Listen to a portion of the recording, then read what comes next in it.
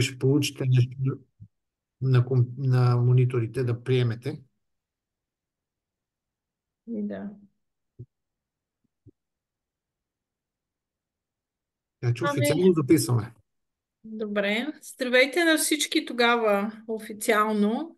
Благодаря за поканата да се включите в нашия онлайн семинар. Той е на финала на един проект, който изпълняваме благодарение на финансирането от фундация Бикос и фонда Нашите родители. Този проект се роди след като сме го обсъждали доста дълго време, като идея как можем нещо да направим, виждайки, че много често хората в домашна среда срещат затруднения, които колкото и да е странно, понякога водят и към решение за настаняване в институция. И може би първият такъв случай, който имахме, беше с една жена, която е с психосоциални затруднения в пенсионна възраст, която просто нямаше електричество в жилището. Бяха се скапали част от контактите и тя не можеше да се справи с този въпрос. Тогава аз потърсих общината, с която, на чиято територия тя се намираше и отговора беше, ама това някой да поправи контактите не е социална услуга. Това е някаква търговска услуга, нали? Това не е някак проблем, който можем да решим. И общо взето от тогава минаха доста години, но не сме спирали да го мислим и в момента, в който видяхме отворената схема на фундацията, решихме да направим този проект. Се радваме, че беше финансиран. А, Предполагам, виждате или не втория слайд. Не още. Това е вече въпрос, който не знам защо така се случва. А, Сега съм спряла сигурно. Поделянето спря. Да. Така вижда ли се втория? Така се вижда целият PowerPoint с слайдовете отляво. Но... Добре, така става. Добре. Предполагам, че проблема беше с моя втори екран, който като го изключих се оправиха нещата. Това горе-долу са целите на проекта. Визирахме възрастни хора над 65 години, които живеят в Севлиево община и община Трявна и имат някакви затруднения в бита си. Като под затруднения си мислехме, че нарекохме ги малки ремонти. Например, не работиш ключ на електрическа печка, пък течаш кран, счупен звънец или пък ключалка на врата, нещо от сорта. И това, за да се справим с тези въпроси, по проекта наехме двама домашни майстори, един, който работеше в Трявна и още един, който е в Севлиево. И тук а, тази, а, на тази допълнителна а, картинка на слайда е моя баща, който поправя един контакт, тъй като дълго време в мястото, където живеят в Сенник, той беше домашния майстор и правеше такива ремонти по къщите на хората.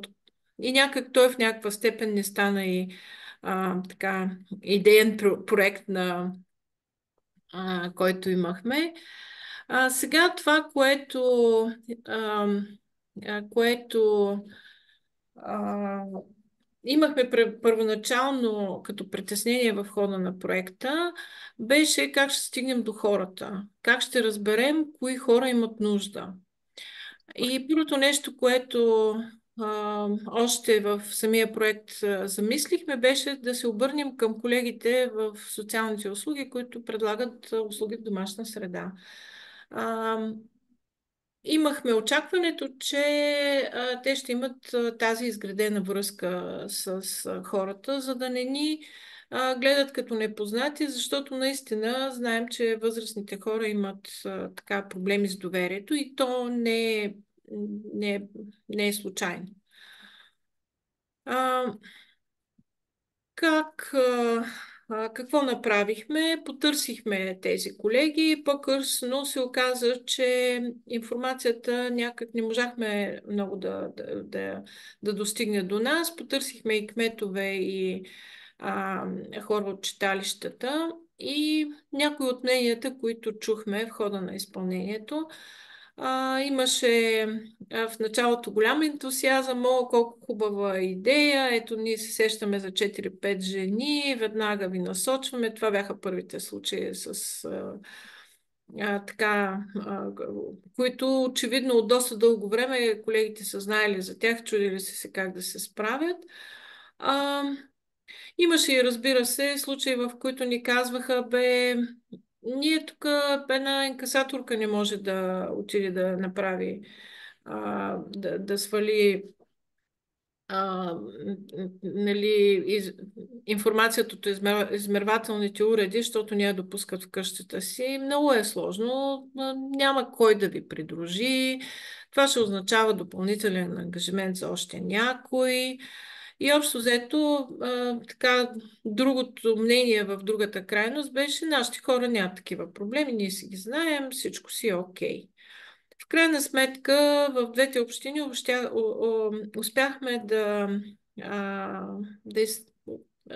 успяхме, имам предвид, майсторите ни стигнаха до 39 души, като отговориха на около 92 нужди от ремонти, най-различни, като средно са между 2 и 3 на адрес. Като имате предвид, че посещенията включваха първоначално да се запознаят с ситуацията, да видят какво е необходимо, дали е допълнително средства или консумативи, или да се закупят някои неща, след това всичко това да се извърши. Понякога и по 3 пъти са се връщали на един адрес.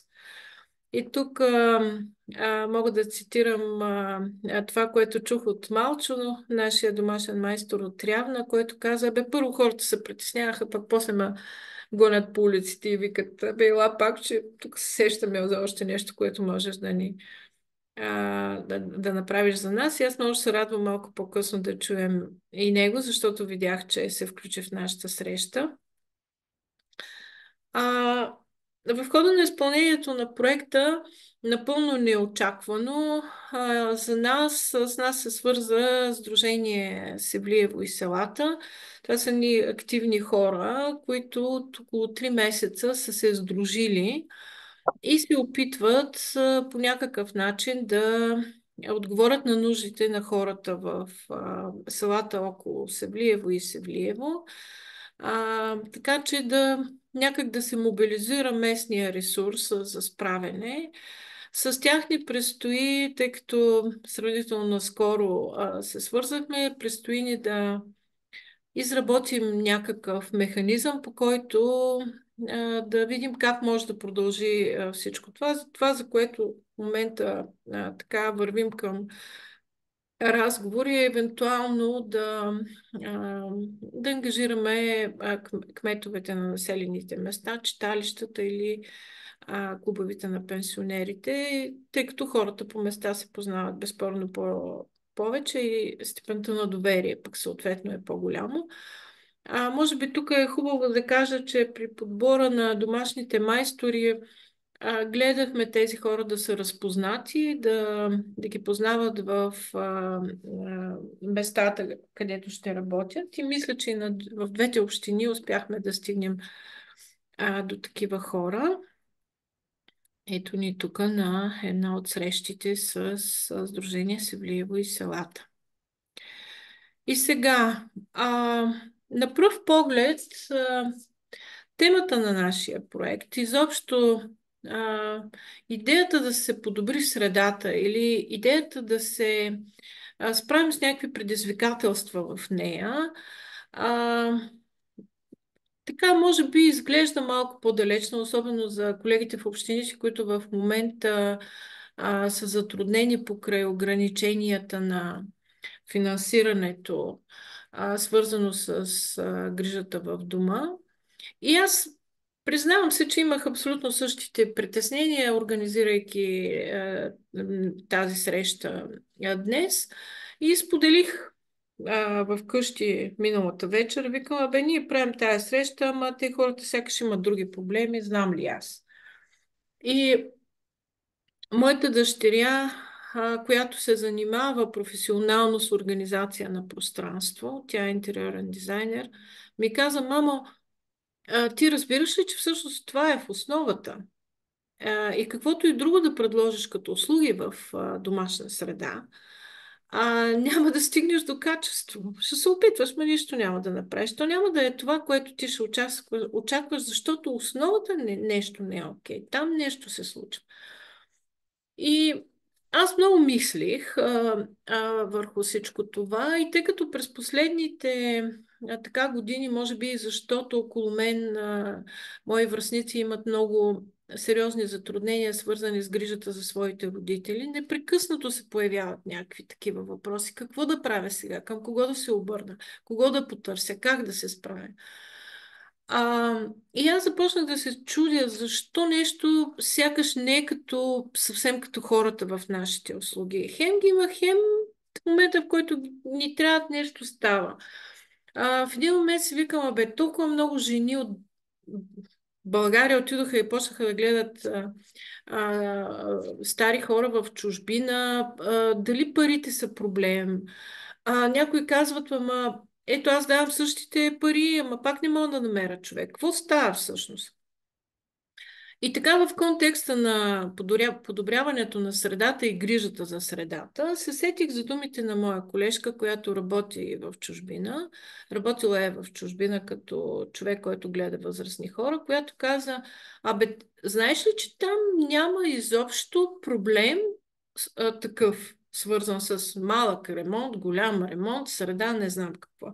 Там нещата са регулирани. Там си има организация, към която ти просто се обръщаш, ако имаш някакво затруднение. Никой не очаква от тебе сам да си поправиш банята, кухнята, да се смениш кружката или нещо. Просто всичко е регулирано. Това не е проблем нито за човека, който живее в това място, нито за този, който е отишъл да го гледа евентуално.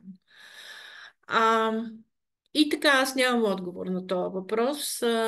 Не знам дали това е проблема, но просто го споделям с вас.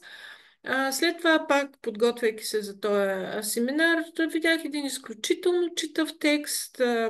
Така, поздравления за колегите, които са автори на тази част от наредбата за качеството.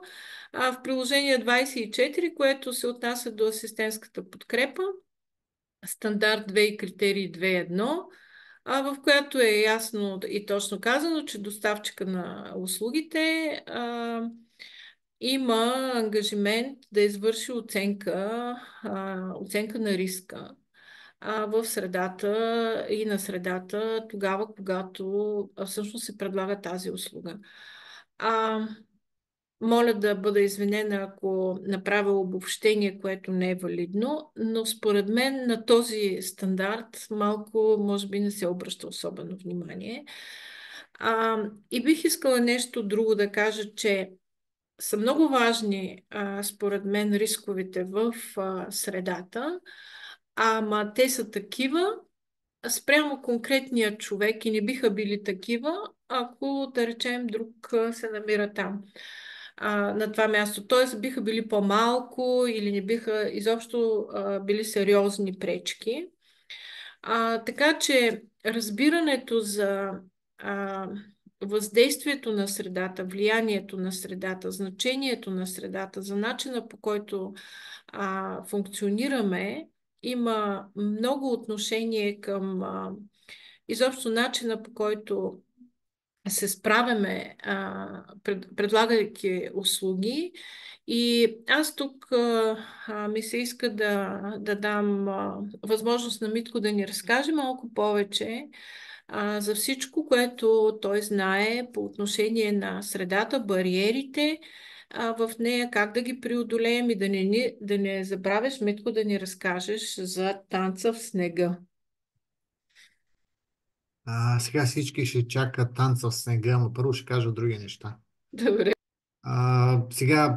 Аз като човек с увреждане, в смисъл, моята тема и моята любима фраза е, че няма нищо техническо, което да не може да се направи, още повече в 21 век. И за хората с увреждания, то важи и за всички стари хора, които имат нещо нужда да се поправи. Тук въпросът е от една страна как човек, човека, който има нужда от нещо да се поправи в дома или има нещо нужда да се адаптира, да се преустрои или каквото и да се случи, да му бъде по-комфортно да води нормален живот. Тук не говорим за някакъв лукс, тук говорим за някакъв нормален живот. Първо, той как оценява това нещо, от какво има нужда и дали това е проблем. Това е първата стъпка, докато се разбере, че има проблем в средата и тръгването на търсене на решение. Това е същото като, нали, знаете, има една такава фраза, че един майстор взел 1001 лева за един ремонт, 1000 лева, защото знае къде да пипне и 1 лев за това, че го е поправил. Същото и с всички хора. Първо трябва да осъзнаят имат ли нужда от нещото. И тук един мой ментор казваше, важното е да отвориш клетката. Птичето само ще излети. От тази гледна точка, когато един възрастен човек или един човек с увреждане не знае как да си подобри средата или че има проблем в средата около него, нищо не може да се направи. Дори и да има платена услуга, дори общината да предлага 3 социални услуги, по никакъв начин няма да се стигне до решаване на проблема, защото просто той е свикнал да живее по един начин и не знае какво е отвъд този начин. И тук е много важно и организациите, и социалните работници, и общината да подтиква хората да мислят за това как да водят нормален, независим живот, независимо от това имат или нямат увреждане, на каква възраст са. Всеки един има нужда от нещо да се направи. Да, сигурно ще отидеш или чрез приятели познати ще разпиташ, ще разбереш къде могат да ти решат проблема. Дали ще е общината, дали ще е частна услуга, но все пак първо трябва да разбереш и да го поискаш. Сега, по отношение на частната услуга, сигурно е ниша, бизнес ниша, където една фирма може да отвори такива и да предлага такава услуга. Но не знам дали е подходяща за всяко едно населено място или не знам дали би могло да се разпространи до най-малкото селце, както се казва в общините в България. И за това по-добрият вариант е по някакъв начин общината да се погрижи за базовите елементарни нужди. Тук не говорим за изграждане на лукс. Така че, ето, давам пример. Той е малко странен, ама мисля, че е подходящ. Аз живеех в блок. Вече съм на количка. И моите съседи в блока решават да спрат асансьора. И аз като спрат асансьора не мога да слизам. Не мога да се придвижам. Няма как. Аз живеех на втория етаж с партер трети. И по никакъв начин не можеше да се реши този проблем, докато на събранието там, знаете, блока, как се казваше там, събранието на входа, един приятел не каза, чакайте сега, ние ще го спрем, има хора, които са трудно подвижни и Митко, който тогава беше на количка, вече как ще се справя с това нещо. И това е онова отваряне на клетката, за да кажеш, чакайте, тук има един проблем, който ние трябва да го решим. И да, асансьора продължи да работи, после станаха други неща, но както и да е, аз в моя живот започнах с придвижването по различни начини, с такава рингова количка, в смисъл тия, дето се бутат сами. След това взех електрическа количка, стана сложно придвижването и реших да си сменя къщата това апартамента с къща. Да си намеря на друго място да живея, където да ми е по-удобно. И тогава дойде на среща общината. Да, ние много натискахме. Майка ми 2 години обикаляше в общината, но общината подее инициативата, съгласи се и ние разменихме моя апартамент срещу общинска къща. И сега тук идва смешния случай, защото аз при това в блока 7-8 години живях така с количка а, и излизах от април до октомври в хубавото време. След това от октомври до март, до края на март, аз седях вкъщи.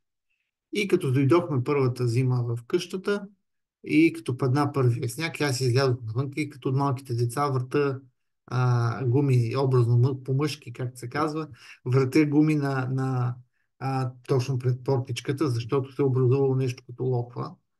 И беше много интересно. След това го повторих след 2015 или 2017 година някъде. В Луковит работехме в едно защитено жилище. И там офиса ни беше по този, в Луковит. И пред офиса имаше възможност, слязох от колата и като малките деца обикалях. Но за да се стигне до това, аз преодолях много различни перипетии и се опитах да го предам на много хора, независимо дали имат увреждане или не, за това да поискат промяна в условията, в които живеят. И тук идва на среща средата. Сега няма да ви отнемам повече време и да казвам как съм си направил къщата умна с а, пускането на климатици, телевизори, штори, включително прозореца срещу мен, който е и в момента влиза слънце, се отваря с глас или през телефона. Нали, сещаме се, че това възрастните хора трудно ще го направят.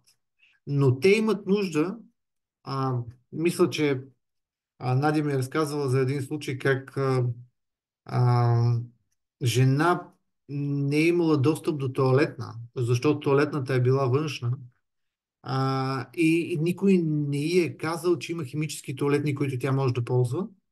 Или а, никой не си е поставил за задача да направят така, че тя да има достъп до тоалетна. Все пак живеем в 21 век.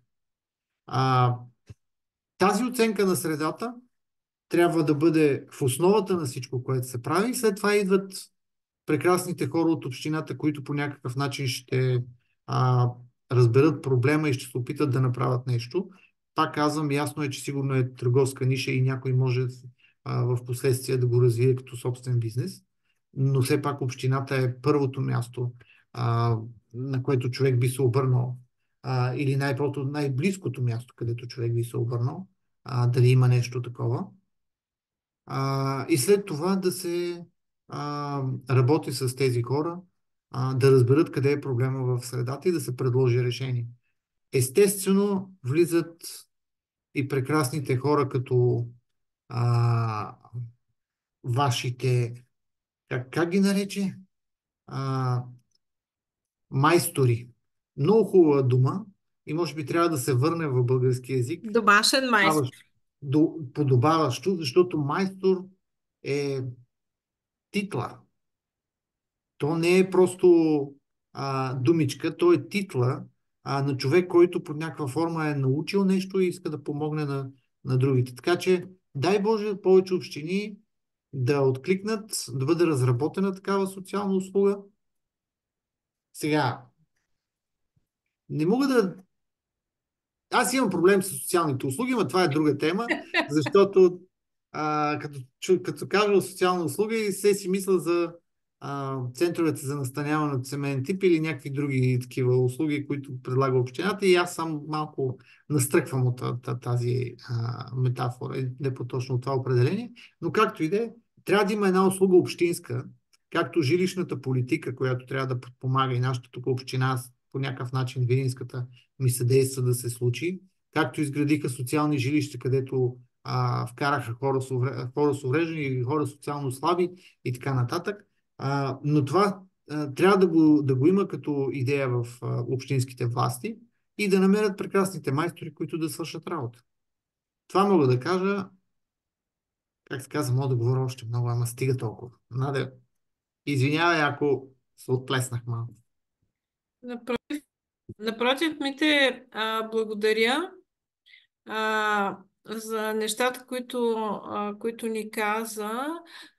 И особено върху това, което така обърна внимание и то беше свързано с осъзнаването на това, че би било добре да се случи една промяна.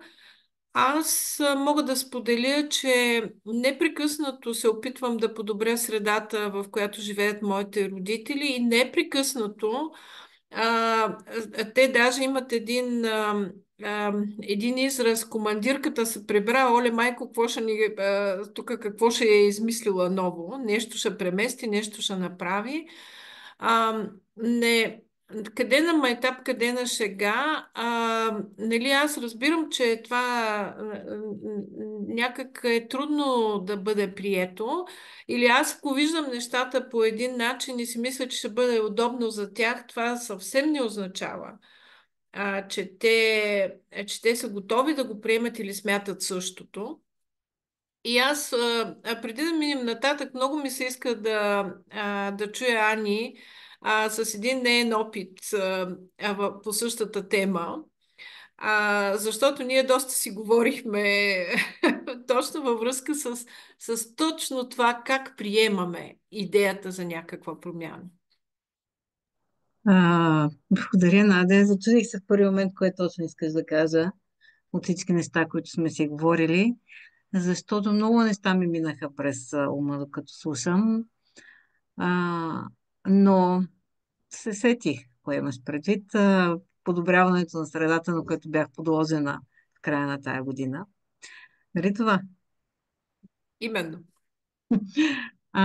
Добре, само да кажа тези, с които се познаваме по други поводи, сигурно не знаят, че част от времето си, и то голяма част, живея в едно много малко село в Севлиевска община. И аз си мисля, че всичко съм си направила супер удобно с работния ми офис, с отоплението, с всичко. И тая година децата ми се появиха с един бойлер и казаха, аз имам бойлер на дърва, който е много удобен от моя гледна точка, отоплява част от помещенията. Въобще имах си аргументи за всичко. Появиха се, заявиха ми, че аз няма да ставам по-млада и сега е времето да почнат да ми подобряват средата. А, Ужасих се от това нещо. Влязохме в много тежки конфликти. Може би Надя беше човека, който до ден днешен, Надя са ти благодарни децата, която ми обърна, каза, бе, що ми искат да се погрижат, що не ги оставиш. Сега разбирам, че то малко егоистично, все едно, че на твоите родители го казваш, но тогава го приех съвсем честно, така съвсем искрено и им позволих да направят всички ремонти, да се погрижат за мене и честно казано съм изключително доволна сега. Но съпротивата, през която минах, за да се подобри тази моя среда, отхвърлянето, споровете, които имахме, отнеха месеци наред. И те с много търпение и с много така, добри чувства ме натиснаха да се погрижат за мен. Сега тук много срамни неща, да ме караш да кажа пред хората. А, И по този повод, за истината, да... Само ако може малко да продължа, истината е, че когато човек живее на село, действително има и то в такова малко населено място, проблема с достъпа до майстор и то за дребна услуга е много трудно. Ако няма млад човек, който е така на добра воля да дойде, е много сложно. И имаме тук една съседка до нас, която мене ме вика и аз съм понякога нейния домашен майстор. Но понеже сме на пешеходно разстояние, но когато мене ме няма, няма кой. И има разни млади хора, но това е много трудно. И някои от хората се срамуват да го направят. Действително е много тежък проблем. Мгм.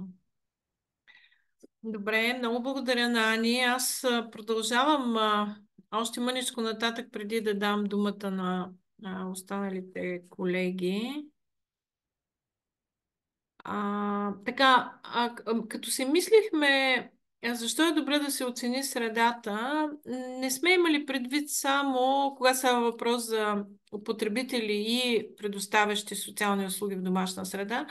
Не сме си мислили, че това е само добре за хората, които получават услугите, но и за тези, които отиват да работят там. И така, предварително пак бих искала да направя уточнението, че разбира се, не навсякъде това е така, но на много места, където се правят проекти, независимо, че е аналогично на грижата в домашна среда на асистентската подкрепа, например, оценка не се прави нито на човека или се прави по, как се казва, по описание, без да се посещава адрес. И пък оценка на средата и на рисковете в нея пък съвсем. И това подлага човека, който е изпратен да предоставя услугите, на едно огромно предизвикателство как да се справи в една среда, в която не знае какво може да намери. Може да е рискова, може да е... Всичко сме чували. Трева до кръста не може да влезе, как не мога да отворя вратата и така. Тоест, от гледна точка на това, че този, който е наел асистента е работодател, той би трябвало да може да се погрижи за мястото, където човека отива да работи. Аз ще ви разкажа две истории, свързани с работата ни по този проект. Ани е автор на снимките, които виждате отдолу. Ние посетихме тази жена, аз съм сменила името й. Това, което видяхме, отивайки при нея, тя живее в една много мъничка стаичка, която е обзаведена много скромно. Има легло, печка на дърва, климатик, който всъщност е основното средство за отопление, малка маса и може би едни такива вградени шкафове, като тази малка секция, която виждате на снимката. И при това посещение стана ясно, че жената, това е този случай, за който Митко спомена, жената ползва тоалетна, обаче тя е външна. Външна, не си представяте една външна тоалетна като тези, които са на края на градината. Нейната тоалетна е в рамките на къщата, но за да се влезе, трябва да се заобиколи къщата. Все едно входа е от другата страна. Реално стената, има една стена, която разделя банята от тоалетната, но там няма врата. Вратата е все едно от другата страна на къщата и тя 3-4 пъти нощем става, излиза, отива до тоалетна. Нали, представете си зимата. Ставаш, обличаш се, излизаш, тя е пригърбена с патерица, върви за да направи този преход и това е няколко пъти през нощта. И това е тази жена, с която като говорихме, аз попитах за туалетния стол. Тя нямаше представа за какво говоря. Показах и туалетния стол и тя каза, да бе, всъщност той изглежда толкова добре, че даже няма смисъл да си го слагам в банята. Моята идея беше, че може да го сложи в банята и да нали, да го почиства на следващия ден, но да не се налага да излиза през нощта. Тя каза, не бе, няма нужда. Всъщност мога да си го оставя дори до леглото. Не е голям проблем. Разбира се, веднага ще се обадя там, тя няма близки, но има някакви сродници. Ще се обадя да помоля да ми купят такъв стол. Тоест разговор, който не е бил целенасочен, просто в процеса на работата, стигна до тази идея. Дето се казва, не коства нищо и няма как един човек да е наясно с всички възможности. Споменах, че има и комбинирани столове, че може и в банята да го ползвам след това. Бях нещо като рекламен агент на тия средства там, но те за това са измислени, Боже мили. Нали, затова са създадени, да могат да всъщност да се ползват. Втората история е за една жена на 87 години. Тя живее на село. Ето вижте колко е прегърбена. Тук се вижда.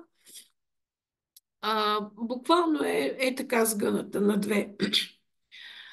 Има много сериозни затруднения в движението и не само, защото губи и равновесие, и памет в някакъв момент, съзнание по-скоро, и пада много често. Когато падне, вече пък много е трудно да се изправи. Имаше една ситуация, в която викахме кмета, тъй като тя се беше заключила, нямаше как да помогнем. Беше успяла все пак да почука, за да я видят. Цяла нощ беше стояла паднала. Една от първите ни заявки по проекта беше за смяна на крушките, защото последователно и двете изгоряли. Имала нощна лампа и такава централно осветление и всъщност се беше спънала в ъгъла на леглото. И сега ще ви покажа това легло. Ето тук, в този ъгъл. Ето това е вратата за банята. Тя спеше на ето това легло. Това е леглото на съпруга й, който отдавна е починал, но така се стои леглото. Това е 1,20 м широко и двете легла. Те са големи, от големите легла. И тя през нощта, без да вижда, и това е ъгъла, в който се беше ударила. Нали, насинени крака и така. Така че първата заявка беше във връзка с смяната на крушките. Кой знае какво не е било. Но след като бяха сменени кружките, вече стана въпрос за това, че трудно се справя и иска да бъде настанена в дом. И тогава говорихме какви са основните, защо се е притеснява, от какво, как изобщо минава нейното ежедневие. Аз това попитах. Разкажи ми как от сутринта, какво се случва. Ставам сутринта, отивам в лятната кусня, правя си нещо за закуска. И аз оглеждам стаята, която изглежда има всичко необходимо. И викам, ама що ходиш чак до лятната кухня? И тя каза, ми така съм живяла, нали, винаги там се е готвил. Ама викам, нали имаш тук печка, бе, жена, и вода? Ами, аз всъщност така съм свикнала. Тоест тя излиза от стаята, в която живее, и минава към 30-40 метра, стига до една лятна кухня, ама или минава по един такъв плочник, все едно в градината, или върви по една вътрешна част, която някога е било бивш кръчма. И сега е затрупано с някакви вещи и мебели. Тоест, рискове, колкото са сетите оттам. Помолих моята дъщеря с нощи да направи схема на нейната стаечка и сега ви я показвам. Ето така изглежда. Значи това е предверието, от тук излиза, върви, отива към лятната кухня. Тук беше паднала няколко пъти. Ето го този ъгъл, в който се беше блъснала. И всъщност тук има мивка, има печка, един бюфет с телевизор и една маса. И това е мястото, което... Иначе така доста подредена стаечката, чиста, прибрана. Така изглежда някак. Леглото, което е останало от нейния съпруг, не го ползваше за друго, освен да се слага дрехите, които са за сезона, защото то няма място къде да се сложи гардероб. Ето тук се вижда, бях снимала само тая част с тая лампа, която поправихме. Тоест, да, ключа на тая нощната лампа не беше съвсем добре. И това беше организацията на нейното пространство. Аз се попитаха, ако ти помогнем да поразместим малко, така че вместо тая печка на дърва, която отдавна не ползваш, защото нямаш дърва, да сложим електрическата от лятната кухня и да преместим хладилника. Горе-долу, евентуално някакъв шкаф за дрехи. Защото леглото не се... Както може да си представите, в дъното на това легло не можеш по никакъв начин да стигнеш. И тя каза, не, в никакъв случай. Не минаха толкова време, колкото Аня разказа за при нейния случай, нямаше толкова. Но първоначално беше категорично не. Абсурд. Аз съм... Каква промяна? Защо промяна? Аз така съм свикнала. Не. И аз ми хубаво. Прибрах се вкъщи и общо взето а, реших, че може би няма да има кой знае някаква възможност за нещо да се направи, но тя ми звънна след един-два дена и вика, ела пак от дома сега да ми кажеш какво имаше предвид, защото никога не се бях замислила. И отново говорихме. Вижте тук, сега дъщеря ми е предложила някаква идея с малко по-съвременни такива модули, защото така и не можахме да намерим в нейната програма малко по-стари, за да ги покажем. Не това е идеята. Идеята е, че с много малко усилия всъщност бихме могли да подобрим каквото и да било. Ето тук всъщност е банята.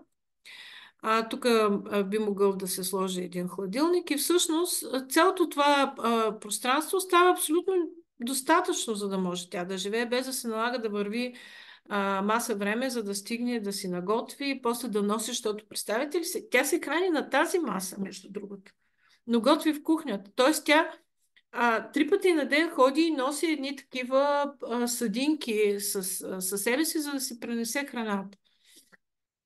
И общо взето стана въпроса като възможен да бъде направен. Това, което видяхме е, че има наистина възможности за с много малко средства да може да бъде или с много малко усилие, или с бутване буквално мъничко, но да можеш ако имаш отношение към всичко това, ако погледнеш към проблема и от тази гледна точка, и може би последно в тази връзка, защото това последното с промяната и оптимизирането на пространството не сме го търсили като някакъв резултат от нашия проект. Това просто в един от случаите се появи като някаква възможност, но отваря една врата и към такова усилие, ако има, или такъв ангажимент, ако някой има желание да го направи. Последното нещо, което от гледна точка на подобряването на средата, моята майка е боли гърба. И като почне да прави баница, ама се навежда и така над една ниска маса, не знам защо това е любимото място. И от време на време тук се надигне, обърне се на брат. Ох, айде пак след малко пак реди. Ох, бе викам, майко, не ти е удобно, седни. Ако ще редиш баницата, седни. Не мога седнала да реде баница, не се реди седнала баница. Добре, хубаво. И тогава аз си измайсторих една помощна масичка от една проста дъска, не много голяма, с едни крачета, които са по 10 см. Облякох тази масичка в едно фолио и сега тя се слага и се маха тогава, когато се месят питки или се редят баници. И всъщност тя не е толкова наведена, колкото би била. И в тази връзка бих искала да кажа, че много често, когато става въпрос за подкрепа на старите хора, ние някак сме свикнали с това, че това ги боли, онова ги боли, кръста ги боли, ставите ги болят, колената ги болят и решаваме, че това е нормално за възрастта, за заболяванията, които имат и за всичко останало. Но много често всъщност това е провокирано допълнително или може да бъде провокирано допълнително просто от неудобната среда, в която те функционират. Случая с жените в кухнята, това е като класика в жанра. Прекалено ниски шкафове или пък прекалено високи вече, ако да речем човека е по друг начин, нали, с годините се е случило. И така, общо взето, това беше по отношение на усилията ни, които сме имали във връзка с подобряването на средата в дома. Сега аз като така си правих някакъв преглед на услугите в домашна среда, такива каквито ги познаваме, че съществуват. Най-старата възможна домашния социален патронаж. Аз лично страшно много харесвам тая услуга, особено по отношение на това, че се предлага мобилно. И също така съм доста огорчена през последните години, когато виждам, че тя някак много по-малко остава социалното и много повече се така превръща в търговска или аз не знам как да я нарека, защото готвенето много често се дава на външна организация, за съжаление на места. Готвенето е на 150-180 км от мястото, където после се носи тая храна. В допълнение на това, пак с огромно огорчение, разбирам, че на много места тая услуга се предлага безконтактно, както аз го наричам, т.е. доставката на храната е без да се случи дори едно добър ден с човека, на когото се оставя. И тук съм ви снимала, това е моя крив пръст, но тук съм снимала една кука, на която понякога, на която се закача една храна, докато човека излезе да се я вземе. Аз разбирам колегите от патронаж, де ще минат още 3 адреса за това време, докато възрастният човек излезе да се вземе храната. Но така, да, на тая тема не искам да продължавам, за да не кажа нещо, което може би не бива. Това са всичките проекти, които се изпълняваха, може би, след 2001 година. Всичките проекти за подкрепа в дома, които са. Ето ги първите, които бяха социални услуги в замяна на работни места. Спомням си го това време. Ние като сдружение изпълнявахме един проект тогава. Тук имаше един от първите работни документи, много беше ценен, един наръчник на социалния асистент. И след това всички други програми, които се появиха, механизма лична помощ, в много случаи в голяма степен се ограничава, за съжаление, в рамките на дома. Асистентската подкрепа по Закона за социалните услуги, там все още ние всички се надяваме да има преосмислене на едно ограничение, което има по отношение на хората, които са в над трудоспособна възраст и има ТЕЛК без чужда помощ. Според мен това е някакво недоглеждане на хората, които са правили закона, защото по отношение на хората с увреждания, които имат чужда помощ, всъщност има дублиране на възможностите. От една страна по закон за личната помощ могат да получат подкрепа, втори път по ЗСУ асистентска подкрепа. Хората, които имат ТЕЛК, но не са с чужда помощ, всъщност нямат право да получат асистентска подкрепа и това е големия проблем. Сега ще помоля Дони. Дони, тук ли си или... Да, добре. благодаря, Надя.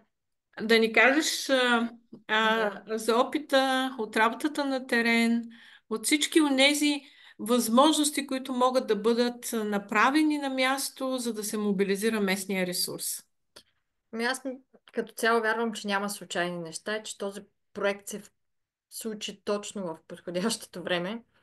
Защото, както ти преди минути описа, вече имаме една голяма палитра от социални услуги, които днеска си мислех, че преди 20-25 години бяха само мираж. И наистина хора като Митко, аз лично съм ходила по домовете, които нито знаеха какво е асистент, нито пък е достъпна среда. Изобщо това бяха теми, които те първо отгръщахме във времето. И нали, в стремежа да надграждаме във времето тези услуги, най-вече услугите в дома, които би трябвало да са едни от най-ключовите и най-развитите услуги за пълноценния живот на хората. Нали, стигнахме до там, че все повече ние търсим един интегриран модел. Интегриран модел на социално-здравни услуги. Нали, това е през последните години много често работим върху това. И някак си,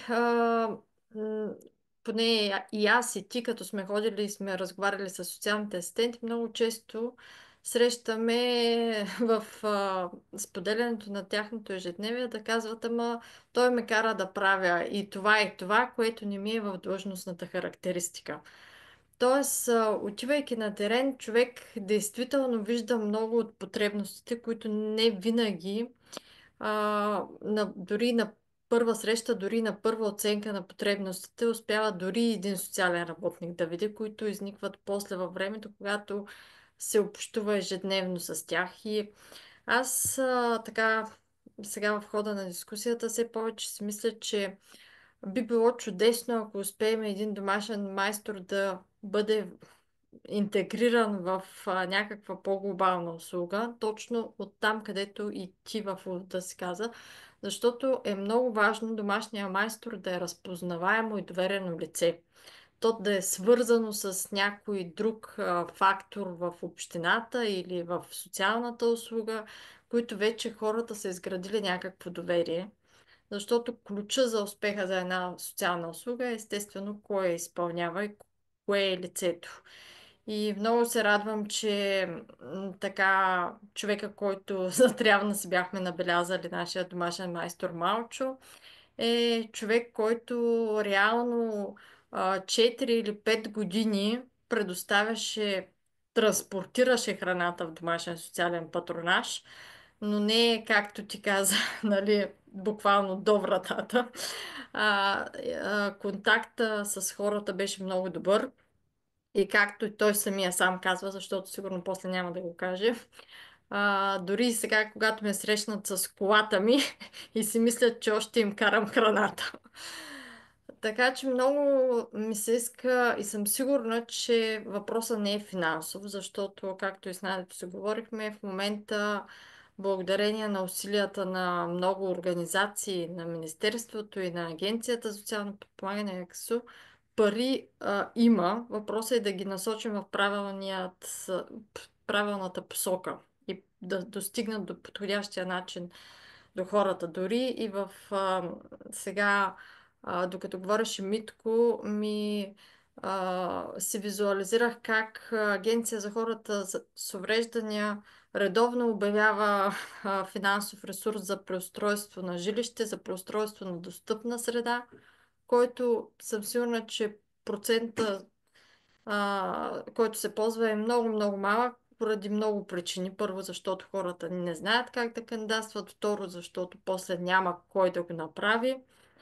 И аз съм дълбоко вярвам, че това е една първа стъпка, която обаче ще има следваща след нея. И много бих се радвала, ако този модел просто проработи в други общини, за да бъде усетен от хората, защото времето, в което ние работихме на терен, е твърде малко и обикновено в периода, в който се разчуе, че една услуга съществува и работи, за съжаление, нали, няма да може да я предложим идните месеци, въпреки че, нали, ние никога няма да откажем и ще се опитаме по някакъв начин да помагаме на хората, нали, доколкото и където е възможно. Но аз определено вярвам в интегрирания модел и мисля, че може да се намери индивидуалното решение във всяка една от общините според това как се е организирала социалните услуги в домашна среда и това просто да бъде интегрирано като някаква, както аз ги наричам, палитра, да бъде още едно цветно петънце в тази услуга. За съжаление, аз не съм оптимист, че това хората биха си платили и биха си позволили, т.е. това да бъде търговска услуга. И вярвам, че може да се намери някакъв механизъм, който просто да се преразпредели ресурса и дори, защо не, нали, социалния асистент да има друга професионална насоченост, домашен помощник, примерно ако в един проект, както е проектния принцип напоследък, нали, имаме за една община 15 социални асистента, защо не е един от тези хора да бъде един домашен помощник, който просто да има перманентен контакт с ползвателите и така да изгради доверителна връзка.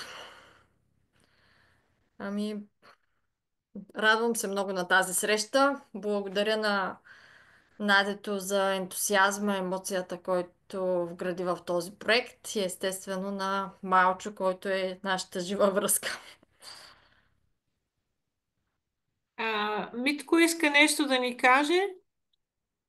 Аз се извинявам, че ще говоря преди останалите всички, защото някакси само 3-4 човека говорим, с хубаво да се чуят и другите. Просто исках да уточня нещо, което ми изниква в разговора. Понеже, Надя, говориш за закона за личната помощ, за асистентската подкрепа по закона за социалните услуги, единствено нещо, което искам е да предложа по някакъв начин да не се свързва асистента на възрастния човек или на човека с увреждане с домашния майстор. Той има съвсем друга функция.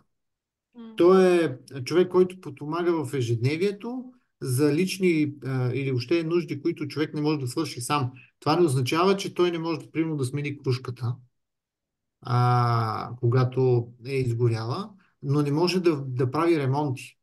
Не може да го накараш да смени контакта, примерно, или нещо такова, което или да поправи печката, или да...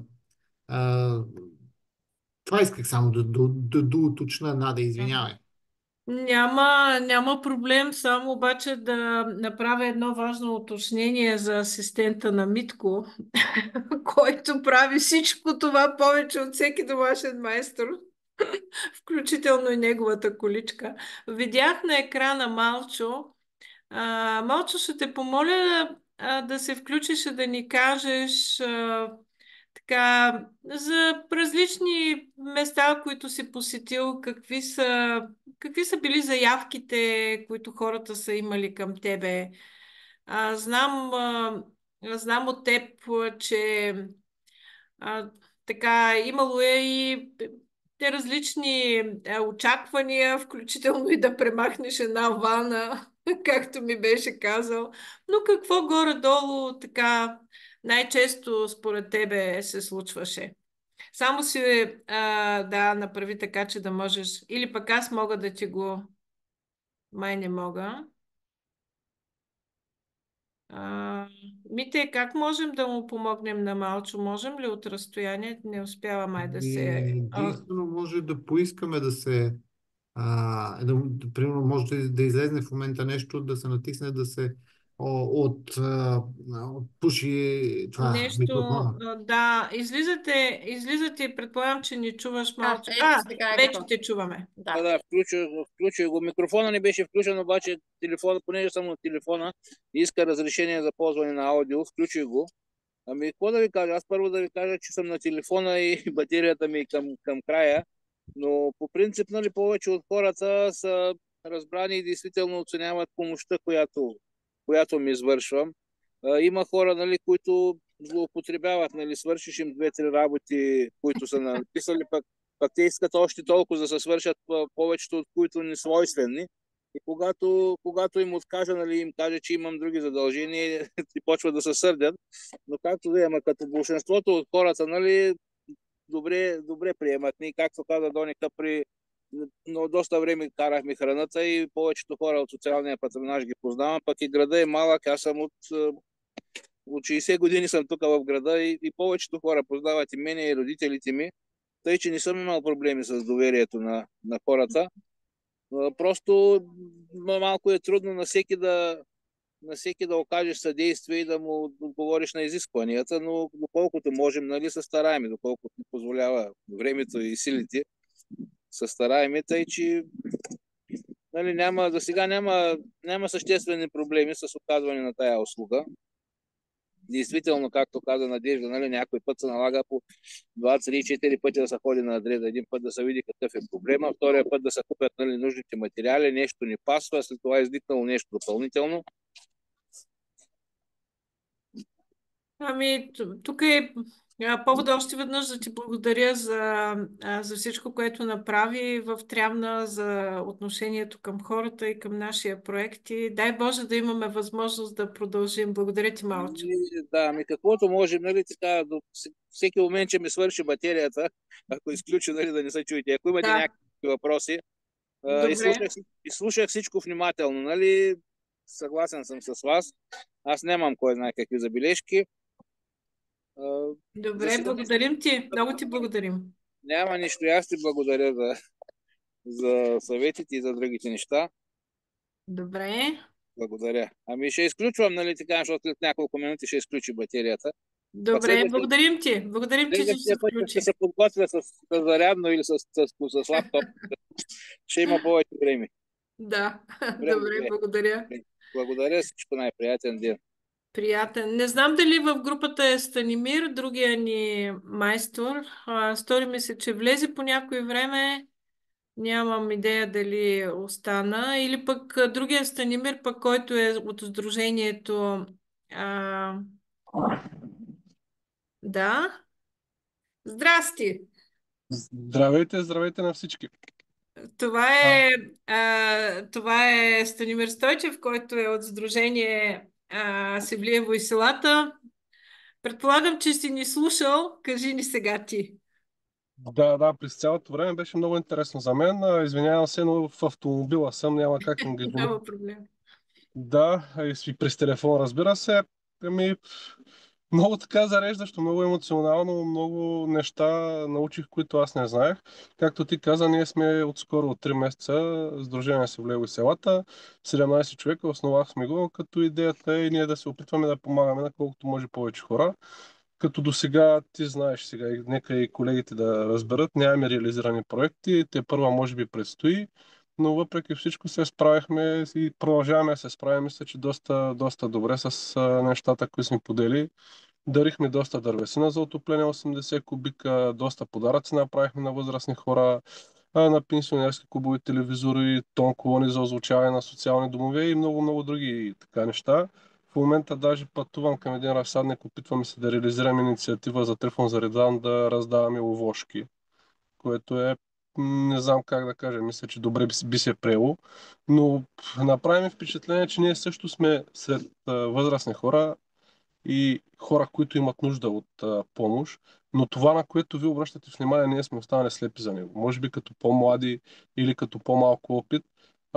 Ние няма да закачим на кукичката нещо, но няма да разсъдим както ви разсъждавате, да преместите, да направите, да е удобно. По-скоро можем да хванем някаква така, като по-млади или аз не знам, някаква хамалска работа да свършим. А вие го правите с умисъл на този човек да му е по-удобно, му е по-комфортно и да е по-малко зависим. Нещо, което разбира се, аз като съпредседател, Сдружението има още двама съпредседатели и 7 члена управителен съвет и на следващата среща ще повдигна като въпрос. Знаеш, когато идва в офиса, говорихме си, ние сме отворени, без значение под каква форма, когато има някаква ваша инициатива, когато имате нужда от помощ, насреща сме, било с хора, било с друго, с каквото трябва, винаги ще се отзоваваме.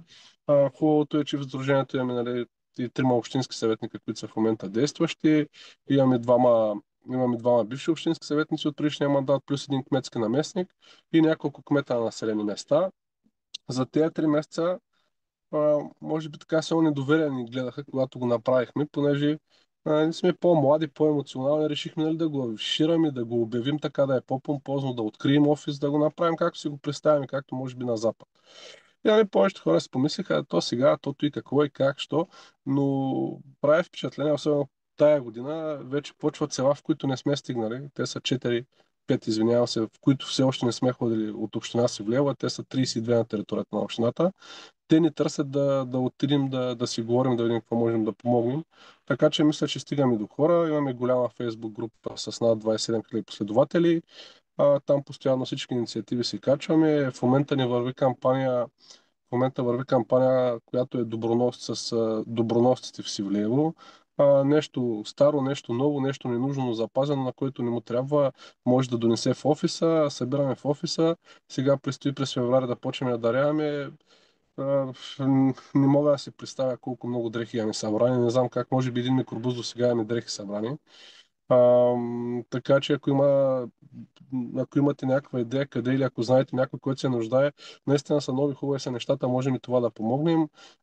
Съвместно започваме пролетна инициатива с формированието доброволците в община Севлиево, което става въпрос за почистване на дворове на дворни места на възрастни хора, улици в селата, но това ще стартира от пролетта. И още много, много, много инициативи, където наистина не мога това, което сме направили, това, което предстои. Но пак казвам, важно беше за мен, защото вие много така сте напипали пулса на социалните услуги. Може да вие имате достатъчно опит, доколкото така слушах. Така че там, каквото прецените, че можем да сме полезни, насреща сме, наистина казвам го най-отговорно. Ако има нещо, с което не може да се справим, разумни хора сме си кажем, но мисля, че няма нещо, ако има желание, няма нещо, което да не се случи. Така че, не знам, да, много ползотворно беше за мен да ви слушам. Наистина радвам се, че толкова много неща сте направили. Много, много благодаря на Станимир и на Сдружението Севлиево и селата, защото аз накрая на този проект се чувствам една идея по-спокойно, че някак няма да загине съвсем, както си говорихме твърде често, сме правили едни неща, в които като свършат парите и нещата свършват. И така, благодаря и на него. Не знам дали имаме включени колеги от общини, които нещо да кажат по въпроса за услугите, които предлага в домашна среда или не. Ако няма, към колегите от Агенцията за качеството на социалните услуги, може би отново да повторя нещо, което ни направи впечатление, което не зная дали не бих искала да обобщавам, но когато става въпрос за идентични дейности, когато са по финансиране по проект, по-скоро виждаме, че така, ако има добро желание, се прави оценка на потребностите. Ние знаем като социални работници, че това е задължително и няма как да можеш да предложиш една услуга без да имаш оценка на потребностите, но така, от COVID време насам оценките се правят или по документи, или с телефонни обаждания, но изключват сякаш посещение на място, а пък това всъщност в контекста на този разговор днес все едно пипаш на сляпо. И така, може би, ако имате въпроси, ако можем да отговорим, ако имате мнение, ако искате да споделите нещо, с радост в следващите минути. Колеги от АКСО? Аз се зачутих някъде другаде в страната има ли нещо подобно. И може би от агенцията могат да кажат, ако имат някаква такава информация. Здравейте, колеги! Ще се включа аз, Диана Петрова. С интерес слушах изцяло представянето на проекта, на проектните дейности. Надя, благодаря за отправената покана. Ние не сме отскоро в тая система и знаем, че въпросите за домашния помощник бяха повдигани назад във времето многократно. И то точно поради факта за различното тълкуване по отношение на същността на този вид социална услуга, различното финансиране. И не случайно в Закона за социалните услуги се създаде такава възможност за интегрирана подкрепа от различни системи. Това е възможно да стане там, където общините са по-гъвкави, наистина оказва такава интегрирана подкрепа в домашна среда, чрез социалните услуги, които предоставят. Едни правят интегрирана подкрепа през финансиране общински социални услуги. Това е домашния социален патронаж, който може да се възприеме като комплекс от услуга. Други подпомагат и подкрепят хората в домашна среда с такъв вид ремонтни дейности, поправка на електроуреди, комбинирайки ги заедно с асистентската подкрепа. Вероятно този вид услуга търпи тези видове услуги, както каза и Митко, да не ги смесваме изцяло с социалните услуги, защото те подкрепят ежедневието на хората, а другите, работейки интегрирано с социалните услуги, наистина подкрепят лицето комплексно. Това аз исках да ви кажа.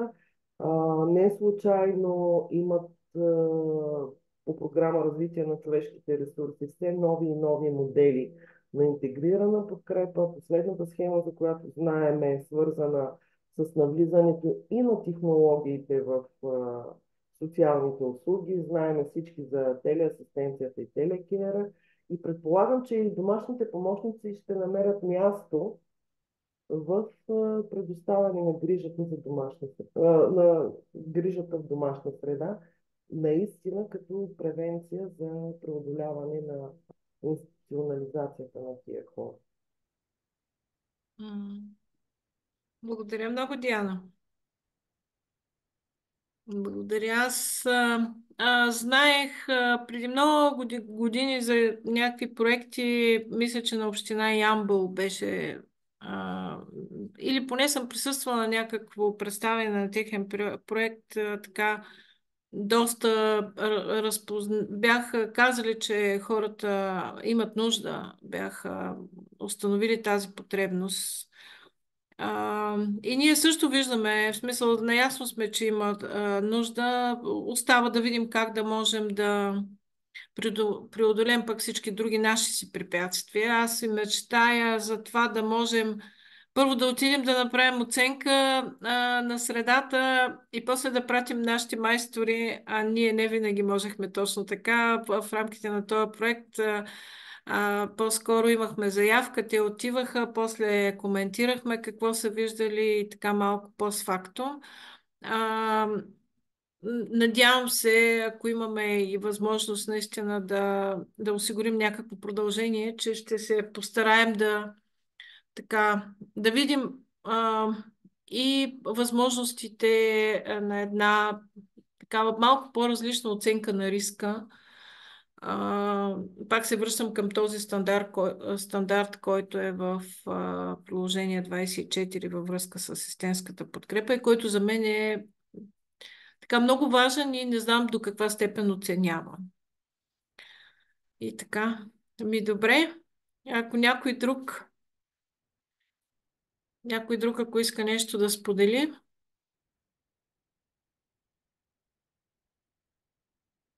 Ако няма, почти се справихме с работната си задача да сме горе-долу в рамките на час и половина, малко повече. Да благодаря на всички за участието, за споделените мнения. Да ви кажа, че записа на нашата среща ще го има на нашия YouTube канал. Благодарение на работата на Митко за нас. И така, надяваме се да имаме възможност наистина да продължим по някакъв начин, виждайки ситуацията от различна гледна точка, да сме взаимно полезни. Защото в крайна сметка всички ние работим за хората. Добре, благодаря. Благодаря. Благодаря, Надя.